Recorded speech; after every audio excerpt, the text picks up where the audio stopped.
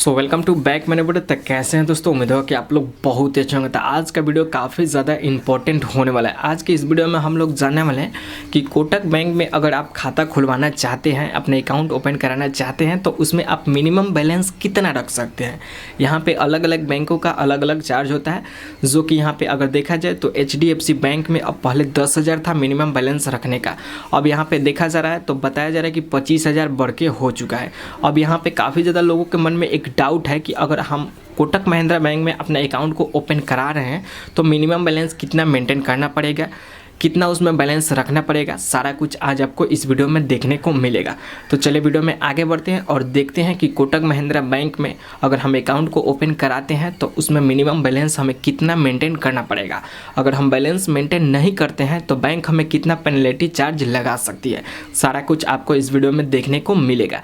तो चलिए वीडियो में आगे बढ़ते हैं। तब तक वीडियो को लाइक कर लीजिए और चैनल को सब्सक्राइब कर लीजिए और इस चैनल को ज़्यादा से ज़्यादा यहाँ पे इस वीडियो को शेयर कीजिए ताकि सभी लोगों के पास यहाँ पर ये वीडियो पहुँच पाए।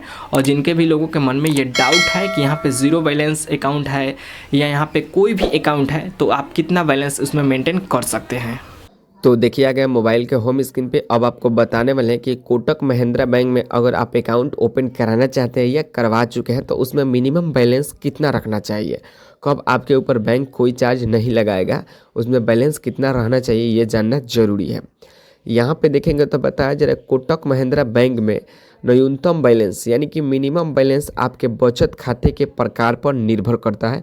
जैसे क्लासिकल और एज खाते के लिए बताया जा रहा है यहाँ पे 10,000, जबकि प्रो खाते के लिए बताया जा रहा है 20,000 का औसत मासिक बैलेंस रहना चाहिए, नहीं तो बैंक आपको चार्ज लगा सकती है। हालांकि कोटक 811 जीरो बैलेंस अकाउंट जैसे डिजिटल खाते में कोई न्यूनतम बैलेंस की आवश्यकता नहीं है। यानी कि इसमें बताया जा रहा है कि बहुत प्रकार के अकाउंट होते हैं, यानी कि आप कोटक बैंक में ज़ीरो बैलेंस भी ओपन करा सकते हैं जिसमें कोई भी बैलेंस रखने की ज़रूरत नहीं है। अगर आप क्लासिकल खुलवाए हैं अकाउंट तो आपको 10,000 20,000 रुपये मेंटेन करना पड़ेगा हर महीना, तभी से करके बैंक आपके कोई चार्ज नहीं डालेगी, नहीं तो हो सकता है कि आपके ऊपर पेनल्टी चार्ज लगते रहेगा हर महीना। यहाँ बताया जा रहा है विभिन्न खातों के लिए न्यूनतम बैलेंस, यानी कि विभिन्न खातों के लिए न्यूनतम बैलेंस कितना होना चाहिए ये जान लीजिए। यहाँ बताया जा रहा है क्लासिकल सेविंग अकाउंट, यानी कि अगर क्लासिकल सेविंग अकाउंट है तो औसत यहाँ पर कितना बताया जा रहा है 10,000 बैलेंस मेंटेन करना पड़ेगा। यहाँ पे बताया जा रहा है ADGE सेविंग अकाउंट के लिए भी 10,000 दिया गया है, प्रो सेविंग अकाउंट के लिए 20,000 रुपये दिया गया है। अब यहाँ पे देखेंगे तो बताया जा रहा है कोटक डिजिटल, यह एक जीरो बैलेंस खाता है जिसमें कोई न्यूनतम बैलेंस नहीं हो तो लेकिन कुछ शर्तों के साथ सक्रिय रखने की ज़रूरत पड़ सकती है, जैसे कि लेन देन। यानी कि अगर आप ये तीनों में से कोई खाता नहीं खुलवाए हैं, अगर आप ज़ीरो बैलेंस खुलवाना चाहते हैं तो आप खुलवा सकते हैं, लेकिन उसमें ट्रांजैक्शन लेन देन करता रहना पड़ेगा, तभी जाकर बैंक आपको चार्ज नहीं लगाएगी और आपका खाता सक्रिय रहेगा।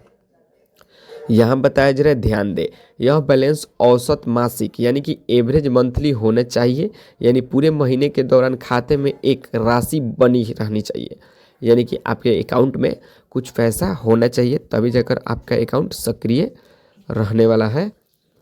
अब यहाँ पर देखेंगे तो बताया जा रहा है खाते के प्रकार और आपकी बैंकिंग ज़रूरतों के आधार पर नियम बदल सकते हैं, इसलिए अपनी विशिष्ट खाता योजना की पुष्टि बैंक से करें। यानी कि आपके खाते कौन से प्रकार के हैं उस हिसाब से आपके कुछ चार्जेज लग सकते हैं, तो इसे आप बैंक से संपर्क कर सकते हैं। यानी कि अगर आप ज़ीरो बैलेंस अकाउंट ओपन कराते हैं तो आपको कोई भी बैंक बैलेंस मेंटेन करने की ज़रूरत नहीं है। अगर आप दूसरे अकाउंट ओपन कराएंगे इसी बैंक में तो आपको 10,000 20,000 रुपये हर महीने मेंटेन करना पड़ेगा।